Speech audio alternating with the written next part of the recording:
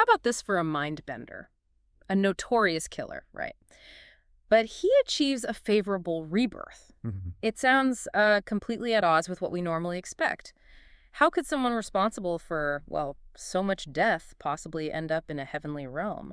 It definitely pushes our usual ideas about cause and effect, doesn't it? Absolutely. And that's exactly why we're taking a deep dive today into this really fascinating set of ancient texts that tackle this very question. Yeah. Our sources detailed the life, and maybe even more surprisingly, the death of a man known mostly for his, well, very grim job, Hmm. executioner of bandits. And we'll be looking closely at specific passages from the Pali texts, including some related to the Tambadāṭhikacoraghātaka Vatthu. Okay, that's a mouthful. It is. It translates basically as the story of the red-bearded bandit killer. And this name, it's actually quite significant in the Pali Canon. It points to the story's historical importance, its doctrinal weight within Buddhist teachings. And we actually have several versions, different commentaries on this story, which is great because they give us slightly different angles. Right, multiple perspectives. So our mission today really is to understand the key events in this man's life, but maybe even more importantly, to figure out what on earth led to such an unexpected final destination. We're here to pull out the core insights from these old narratives for you. Get ready for some, well, surprising twists, maybe some moral complexities, and perhaps even a bit of a rethink about karma and redemption. Definitely. Okay, let's unpack this. This red-bearded bandit killer. The texts paint a pretty brutal picture right from the start, don't they? They really do. Initially, this man described as having these striking reddish-yellow eyes and a prominent red beard. He actually tried to join a group of 499 bandits. Okay. You know, folks living by raiding villages, that sort of thing. But somewhat surprisingly, he gets rejected by the bandit leader himself. Rejected for being too cruel. That's, Yeah. wow, that's saying something. What was it about him that even criminals thought was, like, over the line? Well, the text is very specific. It says the bandit leader looked him over and thought, essentially, this guy could rip a child from its mother, drink a father's throat blood. He's excessively cruel. Oh. So, yeah, even within their own violent world, they felt he was too extreme, didn't fit in. Which, you know, kind of flips expectations right away, doesn't it? Someone seen as too evil, even by bandits, ends up being central to this whole story about spiritual change. Wow. Okay, so he's too vicious for 499 bandits. That really sets the stage. But how does he go from that being rejected to actually becoming their executioner? Well, interestingly, even after being rejected, he didn't just vanish. He sort of stuck around providing service to one of the bandit leader's attendants. Okay, ingratiating himself. Exactly. And through doing that, he gradually managed to, you know, get back into the leader's good graces somewhat. Persistence, huh? Even in, oh, well, those circumstances. Right. Then things take a big turn. One day, the local townspeople, the royal officials, they managed to capture the whole gang, all 499 bandits. They bring them before the judges, and the order comes down. Yeah. Behead them all. But then they hit this weird snag. A snag. Yeah, they can't find anyone willing to actually do the executing. Nobody wants to kill their old buddies, I suppose. Which is, well, it's a strange kind of loyalty, maybe. Precisely. They went through all 499, starting with the leader, asking each one, will you execute the others? And every single one refused. Huh. So finally, they're desperate and they turn to him, the rejected red-bearded guy. And he says yes, after they thought he was too cruel. The irony is just... Yeah.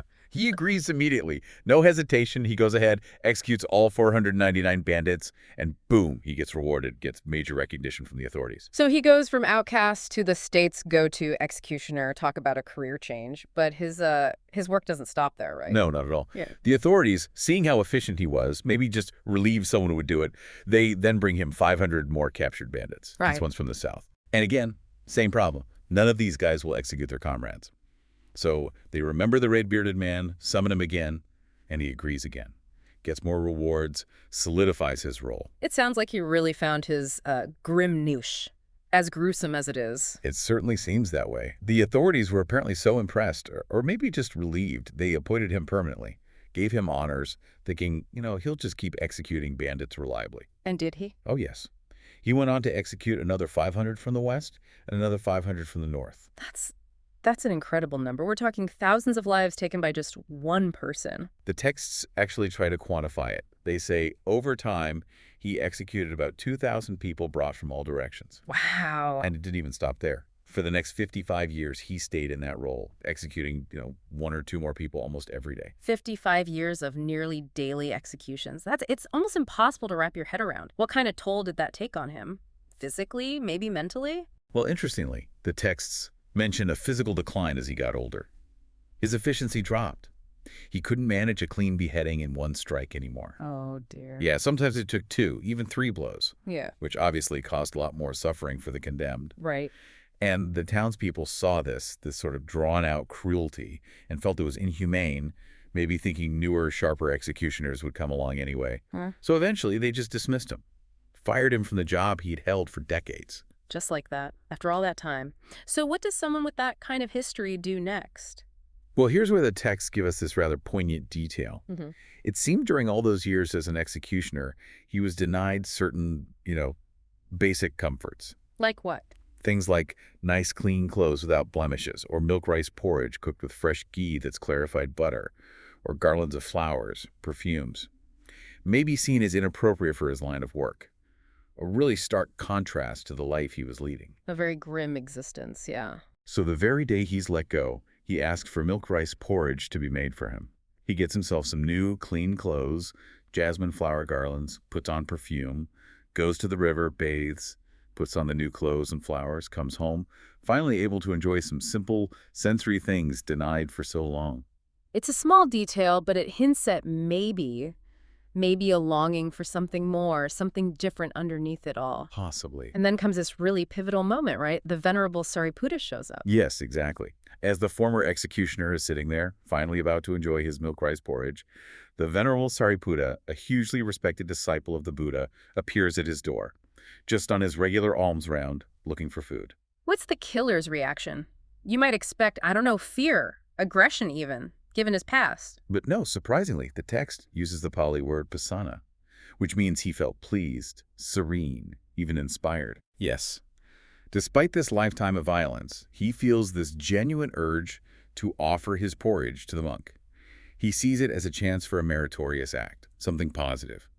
The word itself suggests this kind of serene joy, which is so unexpected. It's a key detail for understanding what happens next. That's quite a shift. After all that taking, he's moved to giving. So tell us about the offering itself. Well, he respectfully goes up to Sariputta, invites him in, offers him a seat. Then he fills the monk's bowl right up with the milk rice porridge, pours fresh ghee over it too, making it richer. And then he just stands there attentively, fanning the monk while he prepares to eat. It's a picture of unexpected reverence, isn't it? But the story also mentions the killer really wanted that meal himself. Oh, absolutely. Having been denied it for so long, he naturally had a strong desire for it. And Venerable Sariputta notices this. So the monk actually encourages him, you eat first.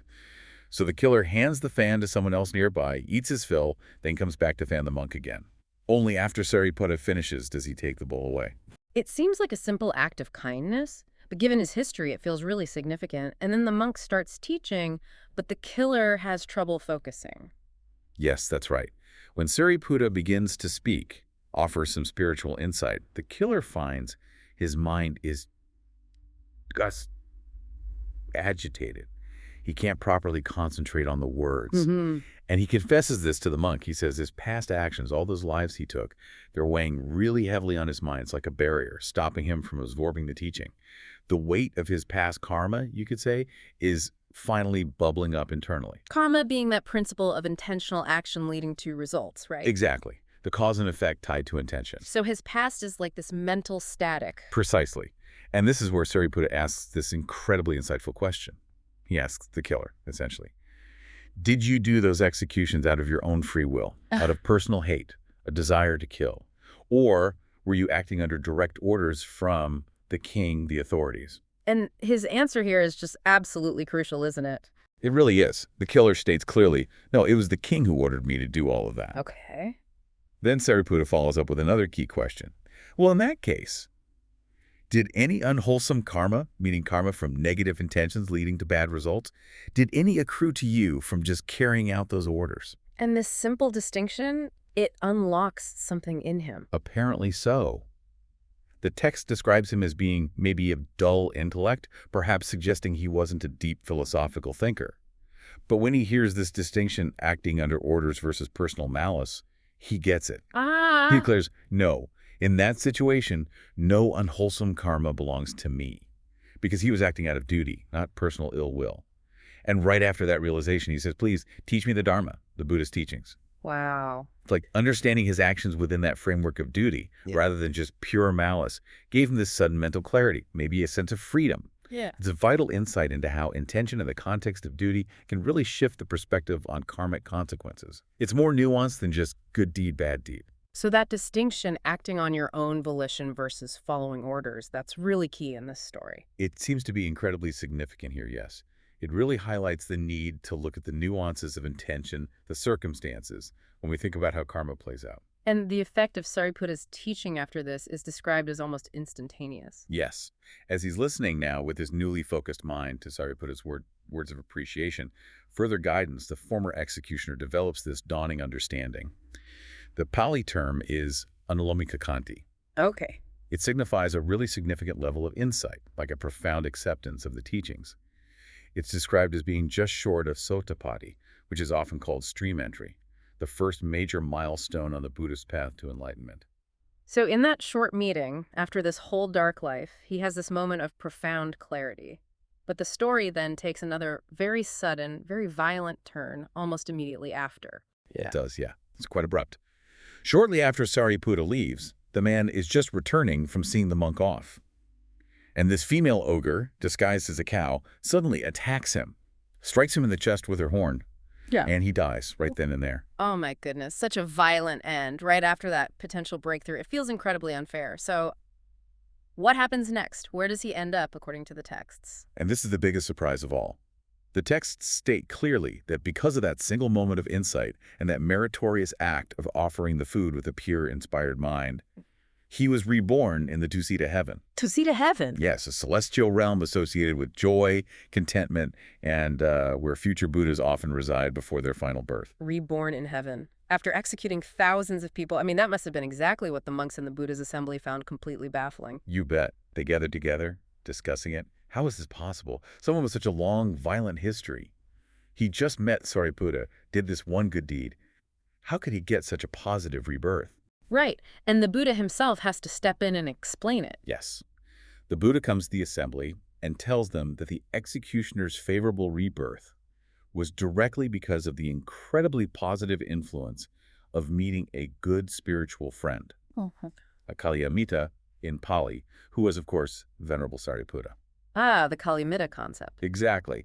The Buddha emphasized that it was by hearing Sariputta's teaching and developing that initial insight, that anulomika we talked about, that created the conditions for his heavenly rebirth. So it boils down to the immense power of even just a brief connection with real wisdom. That's one of the surprising takeaways here, isn't it? It seems so. That single encounter, that spark of understanding, somehow carried more weight in that moment than the accumulated negativity of his past actions. And the Buddha drives this home with a verse. He says, having heard well-spoken words, the executioner in the city, having gained acceptance of the teaching, rejoices in the heavenly realm. So the verse specifically points to the words and the acceptance of them. Precisely. The transformative power wasn't just the act, but the understanding sparked by Sariputta's words.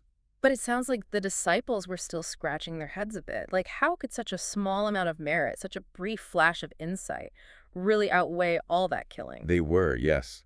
They questioned how this one act, this short encounter, could possibly counteract such a long history of violence. And it's in response to this doubt that the Buddha gives this really profound teaching about the true value of words and understanding. Okay. He tells them essentially, don't get caught up in the quantity of teachings you hear, or even the number of good deeds you do. Recognize that even one meaningful phrase, if it's truly understood, truly internalized, is far, far better than thousands upon thousands of empty, meaningless words. So quality over quantity when it comes to spiritual insight. The depth of understanding matters more than just hearing lots of stuff. Exactly that. And he uses another powerful verse to illustrate it. Though there would be 1,000 speeches composed of meaningless words, one meaningful word is better, which, having heard, one is pacified. One meaningful word is better. Right. And he explains what that means. Those 1,000 speeches of meaningless words are things filled with trivial stuff, things that don't actually lead you toward liberation from suffering. Okay. But that one meaningful word, that's the word that gets right to the root of suffering. It leads to the calming, the cessation of things like greed and hate. It's connected directly to the path, encompassing core ideas like the aggregates, elements, faculties, powers, enlightenment factors, mindfulness, all the stuff that actually frees you. So it wasn't just the physical offering of food. It was the understanding, the mental shift sparked by Sariputta's words. That was the real game changer. Exactly. That seems to be the core message. And the narrative wraps up by mentioning that after the Buddha gave this teaching, many others in the assembly listening also reached various stages of spiritual awakening themselves. It shows the power of the Buddha's explanation, too. Wow.